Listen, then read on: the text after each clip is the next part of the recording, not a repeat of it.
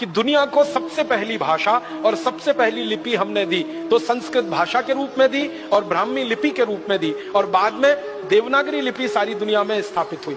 बहुत सारे वैज्ञानिक इस बात के लिए आजकल चर्चाएं कर रहे हैं सारी दुनिया की भाषाओं का झगड़ा मिटा दें। आपको मालूम है भाषाओं के आधार पर बहुत झगड़े होते हैं दुनिया में, ये देश उससे लड़ रहा है, वो उससे लड़ रहा है, भारत में भी झगड़े हो रहे हैं कि ये इलाका हमारा है, वो इलाका इनका है, वो भाषा के आधार पर।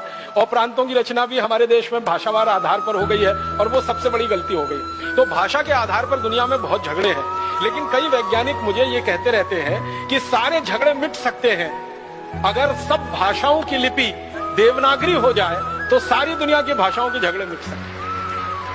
हमारी भारत में कन्नड़ है, तमिल है, तेलुगु है, मलयालम है, उड़िया है, बांग्ला है, आसामी है, मराठी है, गुजराती है, और दुनिया में फ्रेंच है, जर्मन है, डच है, फिर स्पेनिश है, फिर पोर्चुगीज है। ऐसी 20 50 सैकड़ों भाषाओं को देवनागरी में लिखना शुरू कर दिया जाए तो सारे झगड़े मिट सकते हैं। एक बार मैंने कुछ विद्वानों से यह पूछा कि क्या देवनागरी में यह ताकत है कि सब भाषाओं का समावेश कर सके लिखित रूप में? उन्होंने कहा देवनागरी में ही ताकत है और किसी लिपि में यह ताकत ही नहीं है पूरी दुनिया में जो सब भाषाओं को वो समाविष्ट कर सके अपने।